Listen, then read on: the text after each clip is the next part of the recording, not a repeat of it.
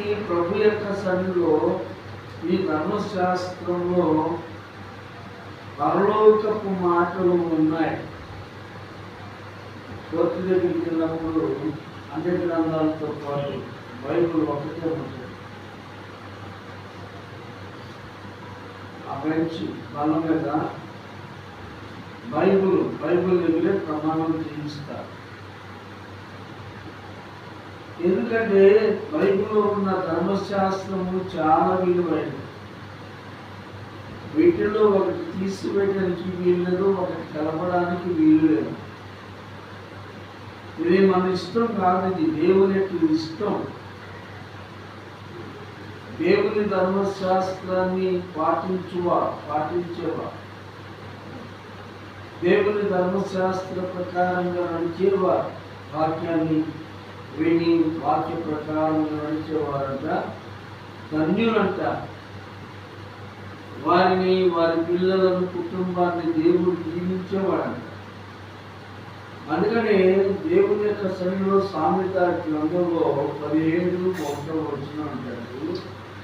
సామెతల గ్రంథం రుచికరమైన భోజన పదార్థం ఉన్నను, చూడండి మిడదమ్మా, రుచి అయిన భోజన పదార్థములను కలహముతో కూడి ఉండిన ఇంట నుండుట కంటే నెమ్మది కలిగి ఉండి వట్టి రొట్టె ముక్క తినుట మేలు. వట్టి రొట్టె ముక్క తింటూ మేల అంటే చూడండి, దేవుని యొక్క సన్నిధిలో ప్రభుత్వంట దేవుని వాక్యం రొట్టె వంటిదంట, ఆహారం. మానవుడు దేవుని యొక్క సన్నిధిలో దేవుని యొక్క నీతిని కలిగి ఉన్నవాడు, దేవుని యొక్క కృపను కలిగినవాడు, దేవుని యొక్క ధర్మశాస్త్రము అనుభవించేవాడు. ఒక రొట్టె ముక్క తిని చాలా సందర్భాల్లో ఆహారం లేని పరిస్థితిలో ఉన్న దేవుడు నన్ను పోషించాడు అని చెప్తాం. కరువులో ఉన్న దేవుడు నన్ను పోషించాడని చెప్తాం. దేవుని వాక్యం బట్టి చూస్తే యేసుక్రీస్తు ప్రభువు వారు నీ పట్ల ఎంత ప్రేమ, ఎంత జాలి కలిగిన వాడంటే చెప్పలేని ప్రేమ కలిగిన వాడు. నెమ్మదిగా ఉండాలి అంటే నువ్వు తినపోయిన పెద్దలు ఒక మాట ఏమంటారంటే, ఏమన్నా లేకపోతే ఇల్లుంటే చాలయ్యా అని అంటారు. తినపోయినా కానీ ఇల్లుంటే మనకు చాలు అని అంటారు. అలాగే ప్రభు యొక్క సన్నిధిలో దేవుని యొక్క గూడు, రక్షణ అనుభవం, దేవుని యొక్క చిత్తం, ప్రభు యొక్క సన్నిధి ఉంటేనంట అతని యొక్క జీవిత కాలం అంతయు నెమ్మది ఉంటుంది. బైబిల్ గ్రంథంలో యెరెమీయా గ్రంథం 6వ అధ్యాయము 16వ వచనంలో అంటాడు. 6వ అధ్యాయము 16వ వచనంలో యెహోవా ఇలాగు సెలవిస్తున్నాడు, మార్గంలో నిలిచి చూడుడి, పురాతన మార్గముల గురించి విచారించి మేలు కలుగు మార్గం ఏది అని అడిగి, మేలు కలిగే మార్గం ఏదో అడిగి తెలుసుకోండి, అందులో నడుచుకోండి, అప్పుడు మీకు నెమ్మది కలుగును. అప్పుడు మీకు నెమ్మది కలుగును.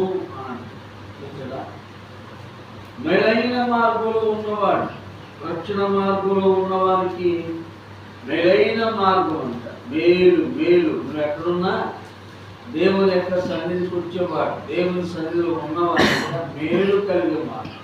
మేలు నువ్వు దేవుని యొక్క మార్గంలో గురించి విచారించి తెలుసుకునేటప్పుడు, దేవుని మార్గం సత్యమును అనుసరించి ఉన్నప్పుడు అది నీకు మేలాయను అని అంటాడు. మేలు కదా. దేవుని యొక్క సన్నిధిలో ఉన్నప్పుడు సారవంతమైన భూమిగా, క్షారం లేనప్పుడు, విశాలంగా ఉన్నప్పుడు, బలహీనతలో ఉన్నప్పుడు దేవుడు సారవంతమైన భూమిగా నిలబెడతాడు. దేవుడు తన పిల్లలైన వారి మీద తన ప్రణాళికను ఉంచుతాడట. ప్రణాళిక. మనము ఆయన ప్రజలము, ఆయన మేపు గొర్రెలము. నీ హృదయం ఆయనలో ఉన్నప్పుడు ఆయన నీలో ఉంటాడంట. నీవు ఆయనను ప్రేమించినప్పుడు ఆయన నిన్ను ప్రేమిస్తాడు. కాబట్టి దేవుని మార్గంలో ఉన్నప్పుడు నీకు నెమ్మది కలుగును అని అంటాడు. నెమ్మది కలుగును. దేవుని మార్గంలో ఉన్నప్పుడు అది నీకు మేలాయను.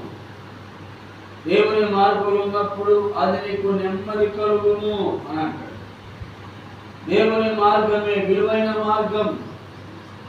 ప్రభులో ఉన్నవారికి ఆశీర్వాదం, ప్రభులో ఉన్నవారికి దీవెన, ఆయన ప్రసన్నత. కాబట్టి ఆయన మార్గంలో ఉన్నవారు ఎప్పుడు చెడిపోరు. ఆయన మార్గంలో ఎప్పుడు కూడా ఆశీర్వాదాలు ఉంటాయి. అప్పుడు నీకు నీ జీవితంలో నెమ్మది ఉంటుందంట. నెమ్మది.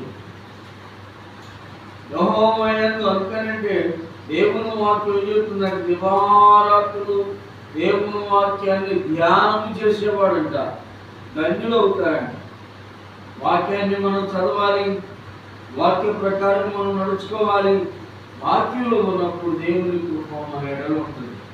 కాబట్టి ఆయన ప్రజలుగా ఉన్న మనమే సత్యవంతుడైన దేవుడే నిన్ను ప్రేమించేవాడు.